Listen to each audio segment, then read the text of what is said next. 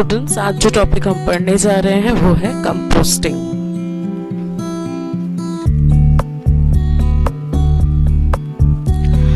Composting एक biological process है जिसको हम डिकम्पोजिशन बोल सकते हैं, पर इस प्रोसेस में सिर्फ ऑर्गेनिक मैटर ही कंपोस्ट में कन्वर्ट होता है। जो इनऑर्गेनिक मैटर्स है जैसे जो नॉन डिग्रेडेबल है वो कन्वर्ट्स नहीं होते हैं।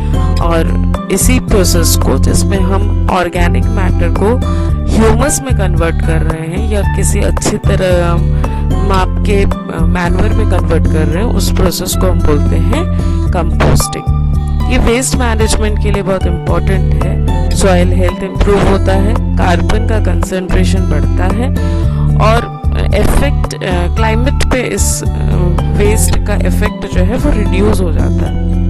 सबको पता है कि क्लाइमेट अभी दिन प्रतिदिन खराब होते जा रहा है due to accumulation of waste, और इस एक्यूमुलेशन को कम करने के लिए हम कंपोस्टिंग एक माध्यम बोल सकते हैं। ये वैल्यूएबल रिसोर्सेस में कन्वर्ट हो जाता है। ये सिंथेटिक फर्टिलाइजर्स है और जो नेचुरल ऑर्गेनिक मैटर है, इससे जब ह्यूमस बनता है तो ये बहुत अच्छा काम करता है for fertilisers, as a fertilisers जब हम प्लांट में इसको यूज करते हैं। ये लैंडफिल एरियाज को रिड्यूस करता है और मीथेन का एमिशन को भी कम कर देता है। बायोलॉजिकल प्रोसेस, सबसे पहले देखते हैं माइक्रोबियल एक्टिविटी।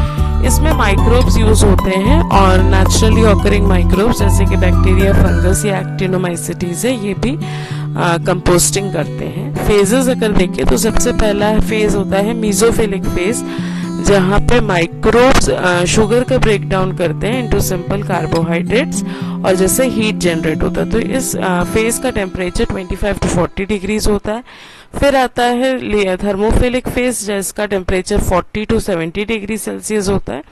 ये हाइयर टेम्परेचर में ये टफर मॉलिक्यूल्स जो कि सेलुलोज या लिग्निन है जिसको ब्रेक डाउन करना टफ होता है या कॉम्प्लेक्स होता है, इस तरह के मॉलिक्यूल्स को डिग्रेड करने के लिए ऐसे बैक्टीरियाज या फंगस या एक्टिनोमाइसिटीज लगते हैं जो कि हाइयर टेम्परेचर में अपना एक्टिविटी दिखाते हैं और ये इस टेम्परेचर पे पैथोजेंस और वीड्स को भी किल कर देते हैं।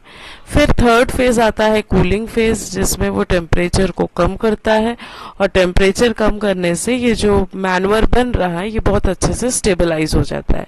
फिर आता है क्यूरिंग फेज, इसमें थोड़ा सा वाटर स्प्रिंकलर भी किया जाता है और इस टेम्परेचर को एकदम कूल कर दिया जाता है ताकि रूम टेम्परेचर या नॉर्मल एटमॉस्फेरिक टेम्परेचर पे वो आ जाए ताकि वो ह्यूमस स्टेबल हो जाए। उन फैक्टर्स की बात करते हैं जो कि कंपोस्ट के क्वालिटी को वेरी कर सकता है। पहला है carbon to nitrogen ratio. Ideal जो रेशियो है वो 25:1 या 30:1 होता है, मतलब कार्बन ज्यादा और नाइट्रोजन कम होता है।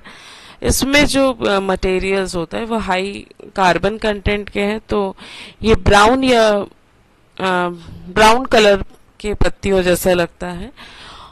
और अगर ये कार्बन रेशियो इम्बैलेंस हो जाता है तो इसमें से जो कंपोस्ट बन रहा है वो उस कंपोस्ट में बहुत ज़्यादा स्मेल आता है, वो बहुत ऑडरस होता है। ऑक्सीजन कंसंट्रेशन, एरिएशन की ज़रूरत पड़ती है और अगर एरिएशन नहीं है तो एनारोबिक डिकम्पोजिशन हो जाएगा और एनारोबिक डिकम्पोजिशन होने से मीथेन या फिर अनप्लीजेंट ऑडर्स या स्मेल्स का क्रिएशन होगा। मॉइस्चर कंटेंट, मॉइस्चर में 40 to 60% इसमें मॉइस्चर होता है। बीच बीच में उसमें पानी डाला जाता है, ह्यूमिडिटी मेंटेन किया जाता है। अगर बहुत ज़्यादा पानी डल जाएगा तो फिर ये एनारोबिक कंडीशन हो जाएगा जिससे डिग्रेडेशन की स्पीड कम हो जाएगी, प्रोसेस स्लो हो जाएगा।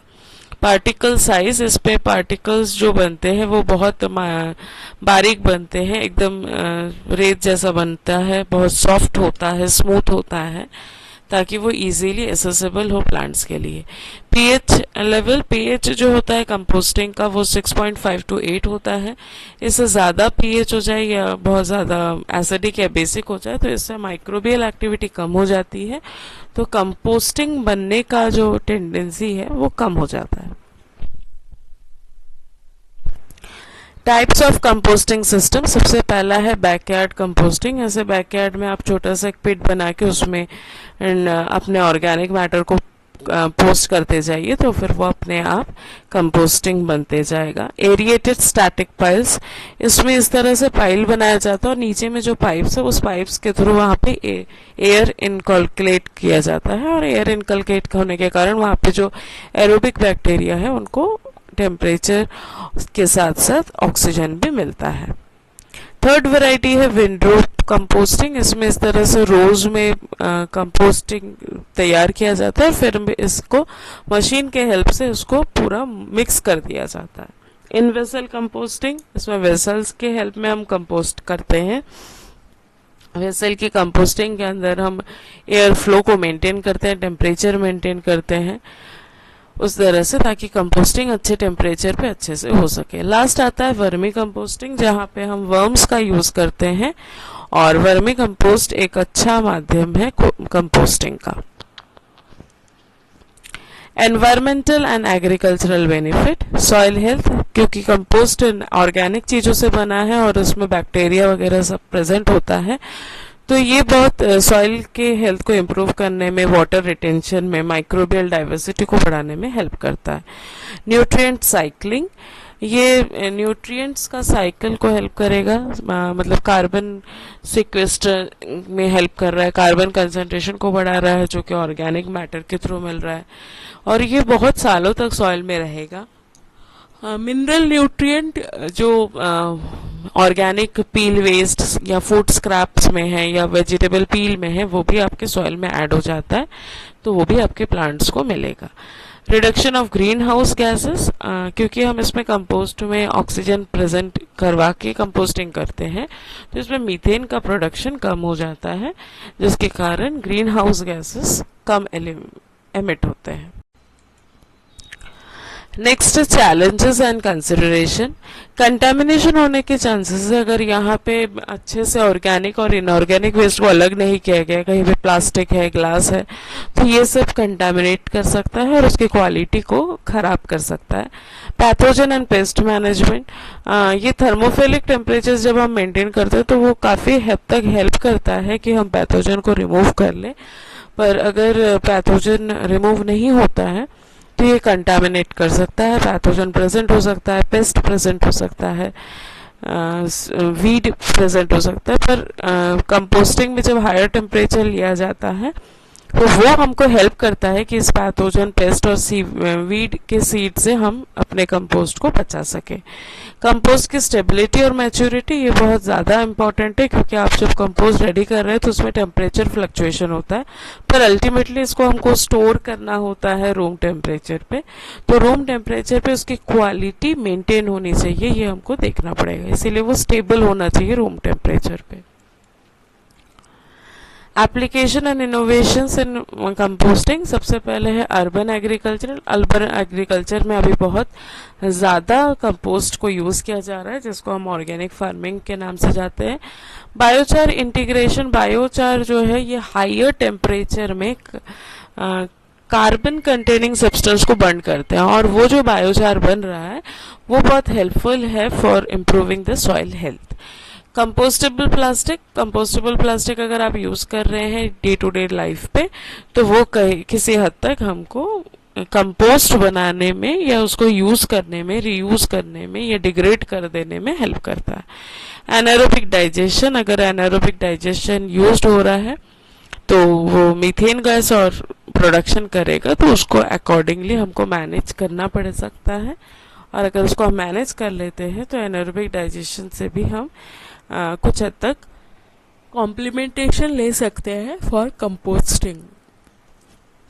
Policies and economics of composting, इसमें आता है वेस्ट मैनेजमेंट पॉलिसीज कि जो लोकल एरिया में वेस्ट प्रोडक्शन हो रहा है उसको हम इस तरह से कंपोस्ट करके रिमूव कर सकते हैं। लैंडफिल्स जो हो रहा है, लैंड में डिपॉजिट कर रहे हैं या डंपिंग कर रहे हैं, वो भी हम किसी हद तक कम कर सकते हैं।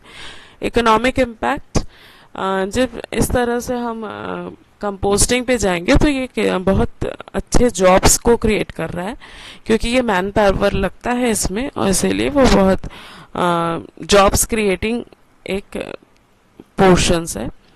कार्बन क्रेडिट्स कार्बन के रिसोर्सेज को कम कर रहा है। कार्बन क्रेडिट एक खुद में बड़ा टॉपिक है, जहाँ पे हम देखते हैं कि कार्बन कितना, एक कंपनी अगर है तो वो कितना कार्बन एमिट कर रहा है, तो कार्बन क्रेडिट को कम करने में ये हेल्प करेगा।